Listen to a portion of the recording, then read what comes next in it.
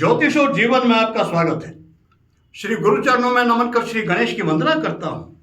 हमारे मनुष्यों ने ये जो समस्त प्रकृति है, ब्रह्मांड है, ग्रह नक्षत्र हैं, वनस्पति आदि हैं, इन सब के क्या गुण धर्म हैं और उनका मनुष्य जाति के लिए किस तरह सदुपयोग हो सकता है, इस पर बहुत कार्य किया और उनके उस परिश्रम के प्रतिफल हमको जो कुछ ज्ञान भी मिलता है, उन ज्ञानों का संग्रह हमको ज्योतिष शास्त्र में, वास्तु शास्त्र में, मंत्र विज्ञान में, योग शास्त्र में, इन सब में हमको वो सूत्र मिलते हैं।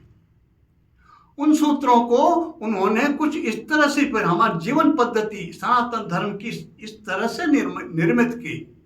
त्योहार आदियों के साथ, त्योहारों के साथ कुछ बातों को इस तरह जोड़ दिया परंपराओं के साथ कि यदि उनका पालन करते हैं तो वो जो प्रकृति के गुण हैं जिनको उन्होंने महसूस किया, अध्ययन से पाया, वो स्वतः व्यक्तियों को मिलता रहता है अपने आप। केवल आवश्यकता क्या है कि हमारी जो परंपराएं हैं उनका हम विश्वास से पालन करें। तो ऐसे ही परंपराओं में एक पर्व आता है शरद पूर्णिमा का।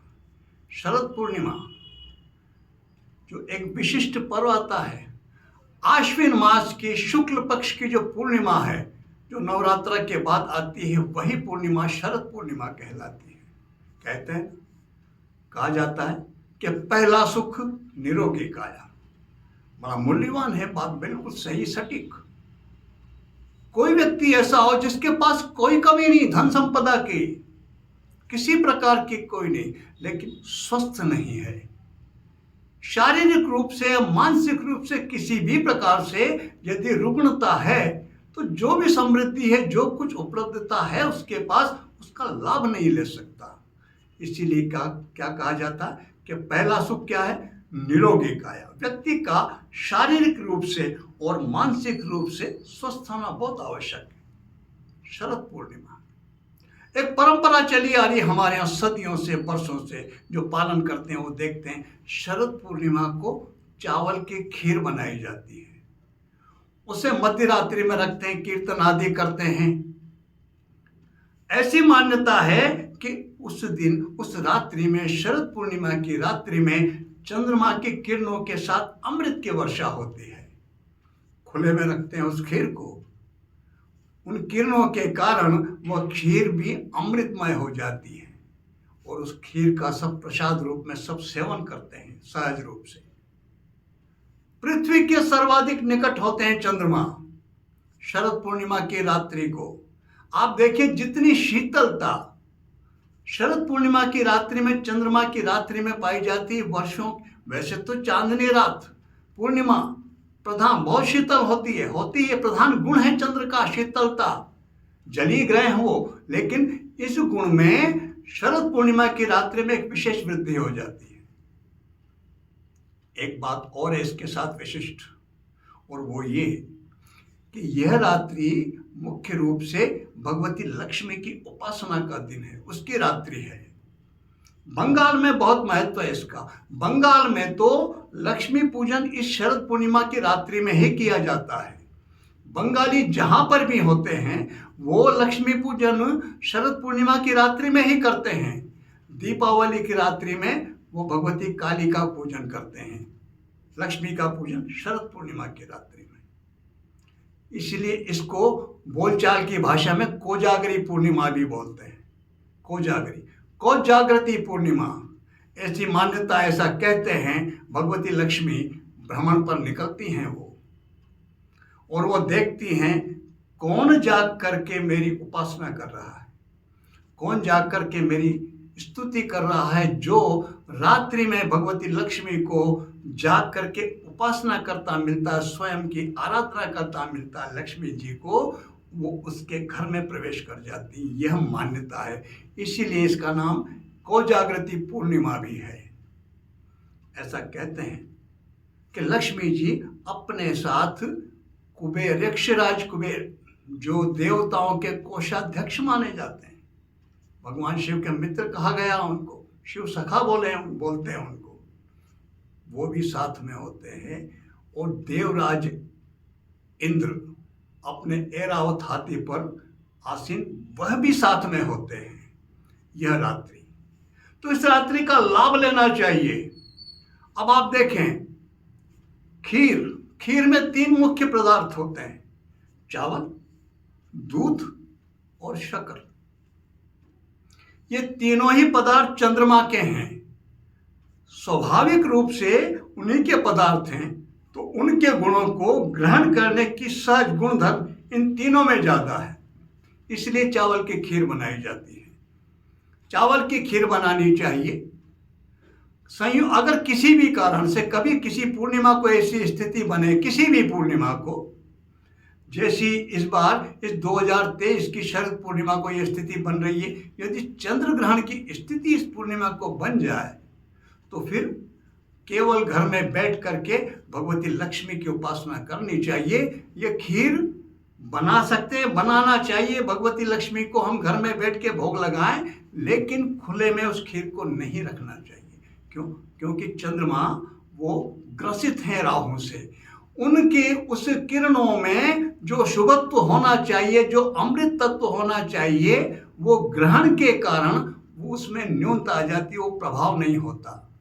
और वैसे भी कई राशि वालों को, कई व्यक्तियों को चंद्र ग्रहण या सूर्य ग्रहण अमावस्या को दिन में होता है, वो निषेध होता बाहर निकल के देखने का, ऐसे ही चंद्र ग्रहण का। इसलिए बचना है।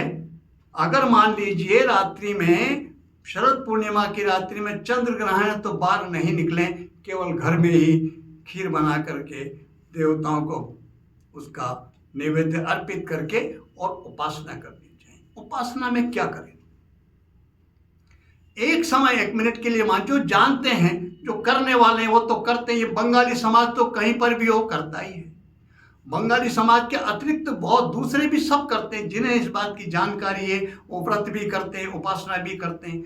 1 मिनट के लिए मान लेते हैं कि किसी को नया ये बात समझ में आई, मालूम पड़ी, वो क्या करें? उनको ये करना चाहिए। जो करते हैं उनको तो सामान्य से जब पूजन करते हैं, गुरु परंपरा, गुरु स्मरण, गणपति स्मरण, उसके बाद में फिर लक्ष्मी की उपासना करनी है, तो सबसे पहले उनकी कृपा प्राप्ति के लिए हमको भगवान नारायण की स्तुति, उनको नमन करके फिर लक्ष्मी के किसी भी स्तोत्र का पाठ करना चाहिए, किसी भी मंत्र का जप करना चाहिए। लक्ष्मी की उपासना करने के बाद फिर यक्षराज कुबेर जी को और देवराज इंद्र को, उनको नमन कर लेना चाहिए। वो किन श्लोकों से नमन करना चाहिए वो मैं भी निवेदन करता हूँ आपसे। 1 मिनट के लिए मान लेते कोई नया व्यक्ति यदि करना चाहे, उन्हें चाहिए आसन पे बैठ करके खीर बनाएं और भोग लगाएं, अर्पित करें उनको सम्मुख। शरद पूर्णिमा, बात आती ग्रहण की, कि ग्रहण काल में स्वयं भी ग्रहण नहीं करते, देवताओं को कैसे? हम बाहर नहीं ले जा रहे उसको, स्वयं भी ग्रहण नहीं कर रहे। खीर को ग्रहण की स्थिति में बाहर नहीं रखना चाहिए, केवल ढक करके बना के रख लें। दूसरे दिन हम उसको प्रयोग करें। ना करना चाहे किसी भी प्रकार की शंका जिनके मन में हो, ना करें, कोई बात नहीं, लेकिन भगवती लक्ष्मी की उपासना अवश्य करनी चाहिए।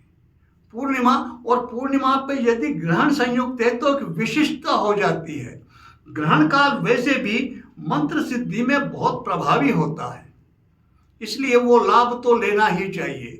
यदि किसी भी प्रकार का मन में उस तरह का भाव यदि आता हो, वो हमको उचित ना लगता हो, तो कोई आवश्यक नहीं चावल की खीर बनाना, उसका भोग लगाना, लेकिन जिस तरह से हम करते स्तुति आदि वो अवश्य करना चाहिए।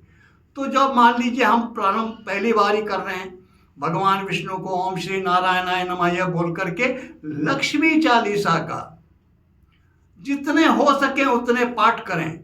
5 पाठ, 7 पाठ, 11 पाठ, जितना समय हम दे सकते हैं उतना बैठें। यदि लक्ष्मी चालीसा भी उपलब्ध नहीं हो सकती किसी भी कारण से, कोई भी ऐसी परिस्थिति, तो छोटा सा मंत्र श्रीं श्रिये नमः, एक छोटा सा मंत्र, श्री ऊपर बिंदी लगी हुई, उसका उच्चारण श्रीं नहीं, श्रीं श्रिये नमः, इसका जितना हो सकता है उतना जप करें। कमल गट्टे की माला पर कर सकते हैं तो बहुत अच्छा है, वैसे किसी भी माला पर किया जा सकता है। लक्ष्मी प्रदान करने वाले मंत्र यदि कमल गट्टे पे करते हैं तो सहज ही लक्ष्मी प्रदाता हो जाते हैं, इसलिए लक्ष्मी के मंत्रों को मैं कमल गट्टे पे जपने की बात बोलता हूँ। कारण ये है वो करें, और वो करने के बाद फिर हमको कुबेर देव यक्षराज कुबेर की स्तुति उनका करना चाहिए। किस मंत्र के साथ? धनाध्यक्षाय देवाय नरयानोपवेशिने नमस्ते राजराजाय कुबेराय महात्मने, यह बोल करके हम यक्षराज कुबेर को नमन करें। उसके बाद फिर इंद्रदेव का ध्यान करके देवराज इंद्र का ध्यान करें। ऐरावत समारूढ़ो वज्रहस्तो महाबल शतयज्ञाभिधो देवत तस्मादि इंद्राय ते नमः। इसका इस तरह बोल करके इंद्रदेव को नमन करें। नमन करके फिर उनकी कृपा प्राप्ति की प्रार्थना करके उनको किया हुआ उनकी स्तुति जब उनको श्रद्धा सहित उनको समर्पित कर दें। ये हमको शरद पूर्णिमा की रात्रि में अवश्य करना चाहिए। खीर की बात, यदि ग्रहण नहीं है पूर्णिमा को तो फिर बाहर रखना चाहिए, जितनी देर रख सकते हैं। यदि सुविधा हमारे पास तो छत पर खुले में बैठ करके भी, जो कंठस्थ हमारे पास पूजन के क्रम स्तुति आदि के हैं, तो भगवती उपासना की उनकी उपासना छत पर बैठकर खुले में भी की जा सकती है। लेकिन यदि ग्रहण है तो फिर हमको बचना चाहिए। ग्रहण की स्थिति में फिर घर में ही बैठ के करें। खीर बनाए ना बनाए भी है तो रात्रि में जब तक ग्रहण की स्थिति तब तक वो ग्रहण नहीं की जाएगी, पहले ही बननी चाहिए। ग्रहण प्रारंभ होने से पहले बना करके रख दी जाए और बाद में ग्रहण दूसरे दिन सवेरे फिर उसको लिया जा सकता है। यदि किसी प्रकार के मन में भ्रम की स्थिति तो न बनाए, कुछ नहीं करें। तो आप सब इसका लाभ लें, शरद पूर्णिमा का लाभ उठाएं। भगवती लक्ष्मी, मातेश्वरी लक्ष्मी आप सब पर कृपा करें। यक्षराज कुबेर और ऐरावत के साथ आप सब पर अनुकंपा करें। इसी प्रार्थना के साथ मैं आप सबको नमन करता हूँ। नमस्कार।